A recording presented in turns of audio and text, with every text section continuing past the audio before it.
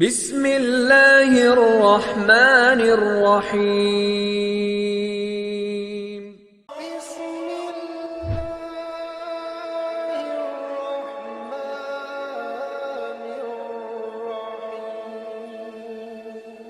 Bismillahirrahmanirrahim.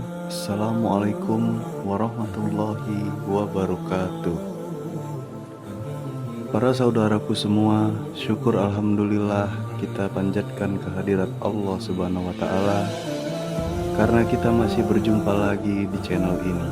Semoga saudaraku semua selalu diberi kesehatan, dilapangkan rezekinya, dipanjangkan umurnya, dan diampuni segala dosa-dosanya oleh Allah Subhanahu wa taala. Amin ya rabbal alamin. Salawat serta salam tidak lupa juga kita curahkan kepada junjungan kita Nabi Muhammad SAW yang kita nantikan syafaatnya di yaumul kiamat kelak. Amin. Pada video kali ini kita akan membahas tentang 5 faktor menghapus pahala ibadah yang kita lakukan.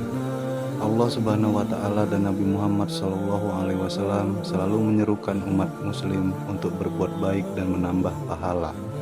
Namun selayaknya manusia, khilaf dan kesalahan merupakan hal yang tak bisa dihindarkan dari kehidupan.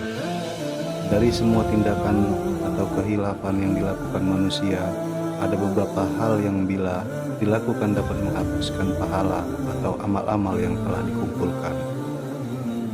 Setidaknya ada 5 perbuatan yang perlu diperhatikan dan menjadi kewaspadaan umat Islam. 1. Syirik besar atau kafir.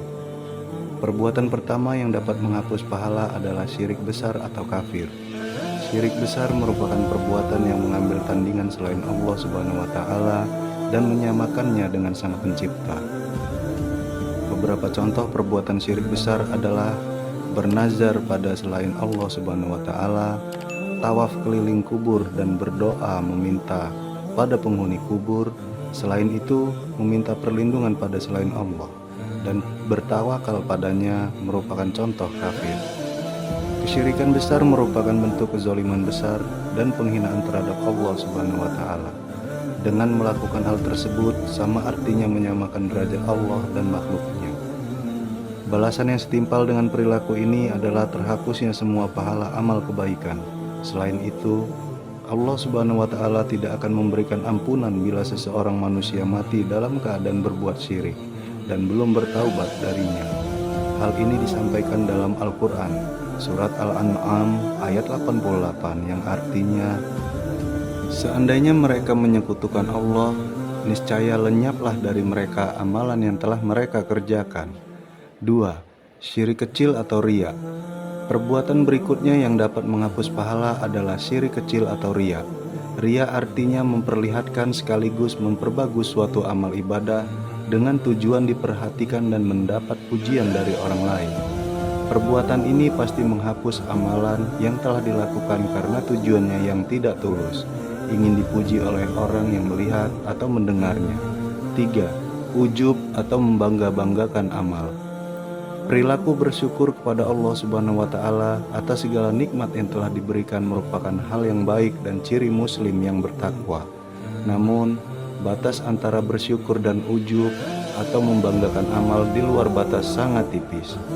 Syukur tak terukur bisa berubah menjadi ujub yang merasuk ke dalam hati, dan puncaknya adalah takabur. Perbuatan ini dapat mengundang benih-benih keburukan dalam hati seseorang umat Islam.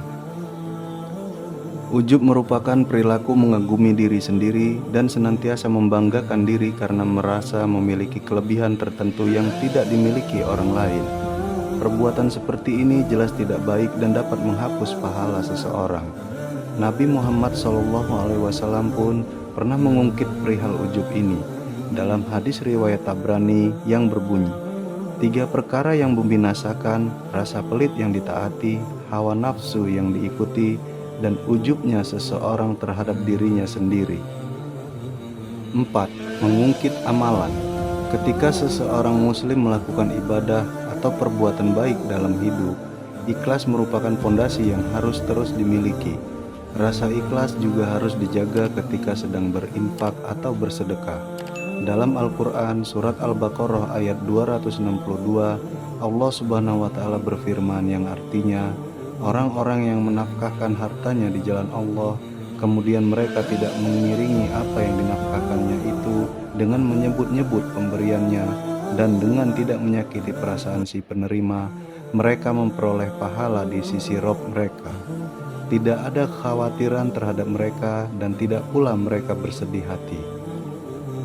Untuk menjaga rasa ikhlas itu, Allah Subhanahu wa Ta'ala lantas melarang seseorang untuk mengungkit-ungkit amalan yang telah ia lakukan. Dalam Al-Quran Surat Al-Baqarah ayat 264, Allah Subhanahu wa Ta'ala mengingatkan agar seorang muslim tidak mengumbar-umbar amal baik yang dia lakukan atau pahala yang ia dapatkan sebelumnya akan hilang. Di ayat tersebut dituliskan, "Hai orang-orang yang beriman, janganlah kamu menghilangkan pahala sedekahmu dengan menyebut-nyebut dan menyakiti perasaan si penerima, seperti orang yang menafkahkan hartanya karena ria kepada manusia dan dia tidak beriman kepada Allah dan hari kemudian." 5. Menyakiti perasaan seseorang. Menyakiti perasaan seseorang bisa menjadi salah satu faktor hilangnya pahala seorang muslim. Selain itu, dalam Al-Quran Surat Al-Baqarah ayat 263 disebutkan tentang perbuatan yang lebih baik dari sedekah adalah perkataan yang baik atau memberi maaf. Dalam hadis riwayat Tirmizi, Rasulullah SAW pernah bersabda, "Orang yang bangkrut dari umatku adalah orang yang datang pada hari kiamat dengan banyak pahala sholat, puasa, zakat, dan haji. Tapi di sisi lain, ia juga mencaci orang, menyakiti orang, memakan harta orang secara batil atau zolim, menumpahkan darah, dan memukul orang lain. Ia kemudian diadili dengan cara membagi-bagikan pahalanya kepada orang yang pernah dizoliminya. Ketika telah habis pahalanya, sementara masih ada yang menuntutnya, maka dosa orang yang menuntutnya diberikan kepadanya. Akhirnya ia pun dilemparkan ke dalam neraka." Sekian sedikit penjelasan tentang 5 faktor penghapus pahala ibadah yang kita lakukan. Semoga video ini dapat bermanfaat bagi kita semua. Dan jangan lupa like, komen, dan share video ini kepada sahabat dan keluarga kita, agar kita semua dapat memahami tentang faktor-faktor penghapus pahala ibadah yang kita lakukan. Mohon maaf apabila ada salah kata, karena kesempurnaan hanya milik Allah Subhanahu wa Ta'ala. Sampai jumpa di video selanjutnya. Wassalamualaikum warahmatullahi wabarakatuh.